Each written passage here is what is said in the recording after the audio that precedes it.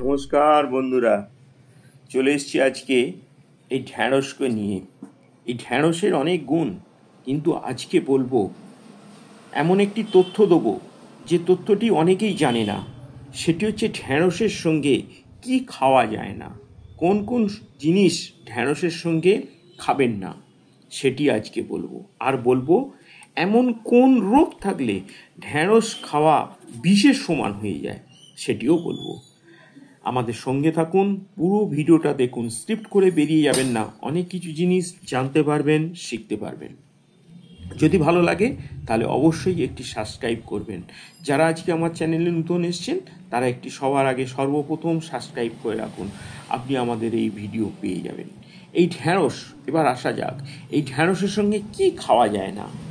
এই ঢ্যাঁড়সের সঙ্গে প্রথম দুধ এবং দুগ্ধজাত দ্রব্য যেমন পনির, দই খাবেন না। ঢ্যাঁড়স খাওয়ার পর পনির, দই এই জাতীয় জিনিস খাবেন না।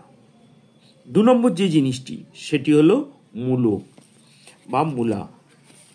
এই ঢ্যাঁড়স খাওয়ার পর মূলা খাবেন না, শরীরের তাপমাত্রা ভারসাম্যহীন করে তোলে। এতে গলা ব্যথা, কাশি, হজমের মতো সমস্যা দেখা দেবে, পেট ফোলা দেখা দিতে পারে। তৃতীয় যেটি সেটি হলো করলা বা উচ্ছে। এই ঢ্যাঁড়স খাওয়ার পর করলা বা ঢ্যাঁড়সের সঙ্গে করলা, উচ্ছে একসঙ্গে খেলে পেট ফুলে যাওয়ার মতো, ভারী পেট বড় ফুলে গিয়ে ভারী হওয়ার মতো সমস্যা দেখাতে পারে। গুরুপাক হতে পারে, যার জন্যে আয়ুর্বেদে বলা হয় এটি হজমের ব্যাঘাত ঘটাতে পারে। যার জন্যে ঢ্যাঁড়সের সঙ্গে এই জিনিসগুলো খাবেন না। এবার আসা যাক ঢ্যাঁড়স খাবার ফলে কি কি রোগ থাকলে এই ঢ্যাঁড়স খাওয়া একেবারে চলে না।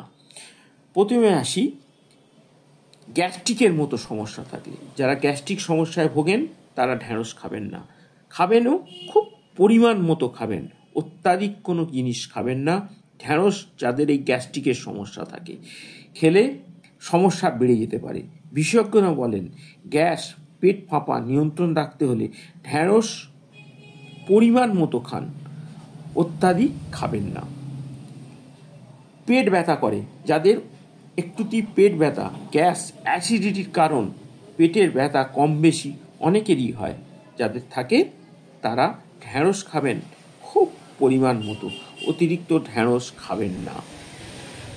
ডায়রিয়া, যাদের একটুতেই পেট গণ্ডগোল করে তারা ঢ্যাঁড়স পরিমাণ বুঝে খাবেন।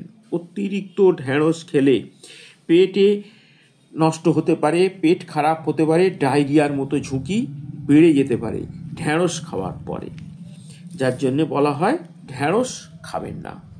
এবং তৃতীয় আর যে বিষয়টি হলো রক্ত জমাট বাঁধার ক্ষেত্রে, যারা ঢ্যাঁড়সে ভিটামিন কে আছে, এটি ভিটামিন রক্ত জমাট বাঁধতে সাহায্য করে।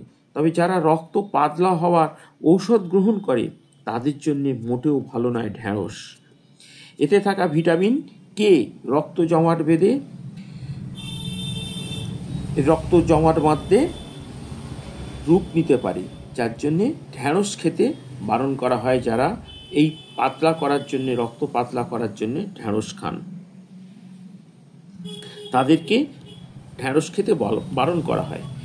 আর্থারাইটিস রোগী যারা আছেন তাদের জন্যও ভালো নয় ঢ্যাঁড়স। আর্থারাইটিসের ব্যথা বেড়ে যাওয়ার সম্ভাবনা থাকে ঢ্যাঁড়স অত্যাধিক খেলে। আর তৃতীয় যেটি বলবো সেটি হলো কিডনির জন্যে। কিডনিতে স্টোন, ঢ্যাঁড়স হচ্ছে তাদের কাছে বিষের সমান। কিডনিতে স্টোনে যারা ভুগছেন তারা ঢ্যাঁড়স মোটেও খাবেন না, কারণ এর মধ্যে অক্সালেটের পরিমাণ বেশি। এই অক্সালেট কিডনি বিপদ ডেকে আনে, কিডনিতে স্টোনের ঝুঁকি বাড়িয়ে তোলে। যার জন্যে যারা কিডনির সমস্যায় ভোগেন তারা ঢ্যাঁড়স খাওয়া থেকে একেবারে ঢ্যাঁড়স খাবেন না। যাদের কিডনিতে পাথরও আছে তারাও ঢ্যাঁড়স খাবেন না, এই অক্সালেট ঝুঁকি বাড়িয়ে দেবে। তারা ঢ্যাঁড়স থেকে সতর্ক হন। এবং যাদের অ্যালার্জির সমস্যা আছে তারাও ঢ্যাঁড়স খাওয়া থেকে বাড়িয়ে দেবেন না। ঢ্যাঁড়স যাদের অ্যালার্জির হয় তারাও অতিরিক্ত পরিমাণে ঢ্যাঁড়স খাবেন না, তাদের অ্যালার্জির পরিমাণ বেড়ে যেতে পারে। আজকে আপনাদেরকে বললাম ঢ্যাঁড়স কাদের খাওয়া উচিত নয় এবং ঢ্যাঁড়স সঙ্গে কি কি জিনিস খাওয়া উচিত নয় সেটিও বললাম। যদি আমার এই সংক্ষিপ্ত ভিডিওটি আপনাদের ভালো লেগে থাকে তাহলে অবশ্যই একটি লাইক করবেন, সাবস্ক্রাইব করবেন। আজকের মতো আমার এই ভিডিও আমি এখানেই শেষ করছি। আবার দেখা হবে আমার কোনো নূতন গাছ, ফুল ফল নিয়ে হাজির হয়ে যাব আপনাদের কাছে। আজকের মতো বিদায়। আপনারা সকলে ভালো থাকুন, সুস্থ থাকুন, দেখতে থাকুন আমাদের নিত্য নতুন ভিডিও। তাহলে আজকে আমি এখানেই শেষ করলাম এবং বিদায় নিলাম। নমস্কার।